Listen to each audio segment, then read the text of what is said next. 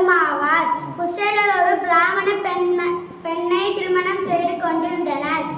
அவங்களுக்கு நிறைய குழந்தைகள் உள்ளனர். அவங்களுக்கு சாப்பிட கூட கஷ்டமா இருந்தது. ஒரு குழந்தை தாயை இன்னும் சிறிது உணவு தாங்கன்னு கேட்டுச்சு. அவங்க அம்மா, சரி இந்த உணவையும் எடுத்துக்கோ, நான் உங்க அப்பா கிட்ட கேட்டு இன்னும் கொஞ்சம் உணவு கேட்குறேன்னு சொன்னாரு.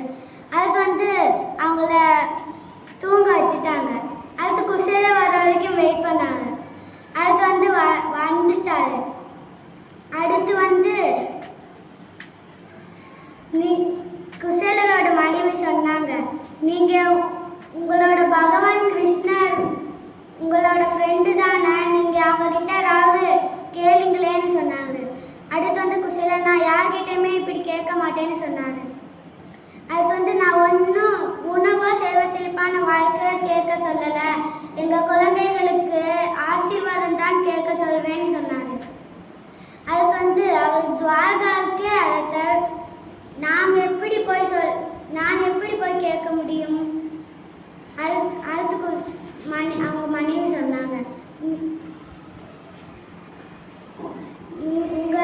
உங்கள் கிருஷ்ணருக்கு அவள்னா பிடிக்கும்னு சொன்னீங்களே, கொஞ்சம் வெயிட் பண்ணுங்க, நான் எடுத்துகிட்டு வரேன்னு. அதுக்கு சரி. அடுத்த நாள் அரண்மனைக்கு போனார். அடுத்து அவங்க வாயில் காப்போர்கள் தடுத்து நிறுத்தினார். அடுத்து நீங்கள் யாரை சந்திக்க வேண்டும்னு கேட்டார்.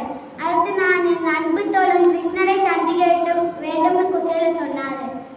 அடுத்து நீங்கள் வேலையான மனிதராக இருக்கீங்கள், நீங்கள் எப்படி எங்கள் அரசரோட பெயரை சொல்லலாம், நீங்கள் வெளியே போங்கன்னு சொன்னார். அடுத்து மேலேருந்து பார்த்தாரு கிருஷ்ணர். கீழே காவல்காரங்க கிட்ட சொன்னாங்க, நீங்கள் விடுங்க, அவன் என்னோட நண்பன் தான் சொன்னார். அடுத்து உள்ளக கூட்டிட்டு போய் மென்மையான தண்ணியால் அபிஷேகம் பண்ணார். அடுத்து குசேலர் அவர்கிட்ட யாருமே எதுவுமே கேட்க முடியவில்லை. அடுத்து கிருஷ்ணர் சொன்னார், நீ மகிழ்ச்சியாக இருக்கியா, நீ மகிழ்ச்சியாக தான் இருப்ப, நீ எனக்கு பிடிச்ச ஏதாவது பரிசு கொண்டு வந்திருக்கியான்னு கேட்டார். அடுத்து நான் அவளை உங்ககிட்ட எப்படி கொடுக்க முடியும்னு குசேலர் யோசிச்சாரு. கிருஷ்ணனே பார்த்தாட எடுத்துட்டு எனக்கு பிடிச்ச அவள் கொண்டு வந்திருக்கியான்னு சொன்னார். அதுக்கு ஒரு கைப்பிடி சாப்பிட்டாரு. இரண்டாவது கைப்பிடி சாப்பிடும் போது கிருஷ்ணரோட மனைவி ருக்மணி தடுத்தாங்க. நீங்க ஒரு வாட்டி சாப்பிட்டதுக்கே அவங்களோட குடும்பம் செழிப்பாய் விட்டடேன்னு சொன்னாங்க. அடுத்து அவங்களோட பழைய கதைகள்லாம் சொல்லிட்டே இருந்தாங்க. அடுத்து அங்க போன களைப்பே தெரியாம திரும்ப வீட்டுக்கு வந்தாங்க.